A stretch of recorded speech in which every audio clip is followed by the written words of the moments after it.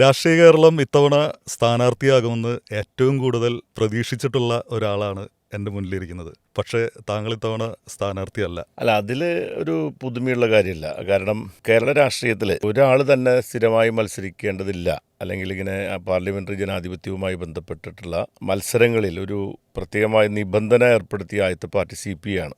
ഞങ്ങളതിനൊരു കൃത്യമായിട്ടുള്ള പാലിക്കാൻ കഴിയുന്ന തരത്തിലുള്ള ചില നിബന്ധനകൾ വെച്ചിട്ടുണ്ടായിരുന്നു. അതിലൊരു നിബന്ധന 2 ടേം പൂർത്തീകരിക്കുന്ന വ്യക്തികൾക്ക് മൂന്നാമത്തെ ടേം കൊടുക്കണമെങ്കിൽ അത് അദ്ദേഹം തന്നെ അവിടെ മത്സരിച്ചെങ്കിൽ ജയിക്കൂ എന്നൊരു പ്രത്യേക സാഹചര്യത്തിൽ മാത്രം നൽകിയാൽ മതി എന്നുള്ളതായിരുന്നു ഒന്ന്.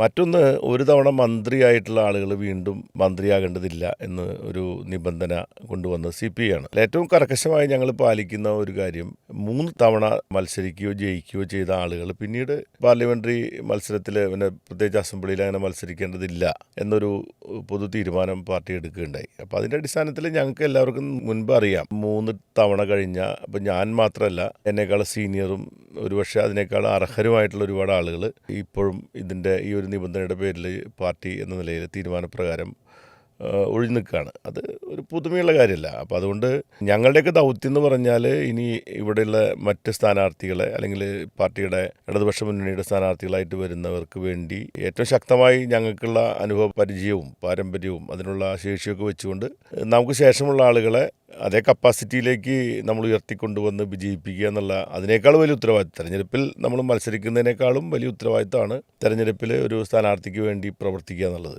അപ്പോൾ സത്യം പറഞ്ഞാൽ ഒരു തെരഞ്ഞെടുപ്പിൽ മത്സരിക്കണം എന്ന് പറയുന്നതും സ്ഥാനാർത്ഥിക്ക് വേണ്ടി പ്രവർത്തിക്കണം എന്ന് പറയുന്നതും പാർട്ടി പ്രവർത്തനത്തിൻ്റെ ഭാഗമാണ്. അപ്പോൾ അതുകൊണ്ട് പുറത്ത് നോക്കുന്നവർക്ക് ചിലപ്പോൾ എന്താണ് 3 ടൈം മത്സരിച്ച് പിന്നെ മത്സരിക്കാത്ത എന്താണെന്നൊക്കെ ചിലപ്പോൾ തോന്നാം. പക്ഷേ ഒരു പാർട്ടിയുടെ പ്രത്യേകിച്ച് CPI പോലുള്ള ഒരു ഇടതുപക്ഷ പാർട്ടിയുടെ ഒരു ഫുൾ ടൈം പ്രവർത്തകന്മാരെ സംബന്ധിച്ച് അതിലൊരു പുതുമയോ അല്ലെങ്കിൽ എന്തെങ്കിലും അസ്വാരസ്യമോ ഒന്നും തോന്നേണ്ട കാര്യമില്ല. അപ്പോൾ അതുകൊണ്ട് ഞങ്ങൾ സ്ഥാനാർത്ഥിയായി മത്സരിക്കുന്നതിനേക്കാളും ഊർജ്ജസ്വലതയോടുകൂടി ഉത്തരവാദിത്തത്തോടുകൂടി ഈ തെരഞ്ഞെടുപ്പിൽ മത്സരിക്കും.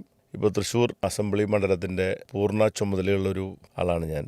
അപ്പോൾ എൻ്റെ ദൗത്യം തൃശ്ശൂർ അസംബ്ലി മണ്ഡലത്തിൽ എനിക്കും ബാലചന്ദ്രനും ശേഷം 3ാമത്തെ ടേം മത്സരിക്കുന്ന 3ാം തവണ ഇടതുപക്ഷ ജനാധിപത്യ മുന്നണിയുടെ സ്ഥാനാർത്ഥിയായിട്ട് ഇപ്പോൾ മത്സരിക്കുന്നത് ആലങ്കോട് ലീലാകൃഷ്ണനാണ്. അപ്പോൾ ഞങ്ങൾ ആലങ്കോട് ലീലാകൃഷ്ണനെ ഒരു മികച്ച ഭൂരിപക്ഷം നൽകി വിജയിപ്പിക്കാൻ വേണ്ട എല്ലാ പ്രവർത്തനവും ഞങ്ങൾ നടത്തും. ഇപ്പോൾ ഞങ്ങളുടെ ഉത്തരവാദിത്വം ദൗത്യവും അത് തന്നെയാണ്. അത് ചെയ്യുക എന്നുള്ളതാണ്.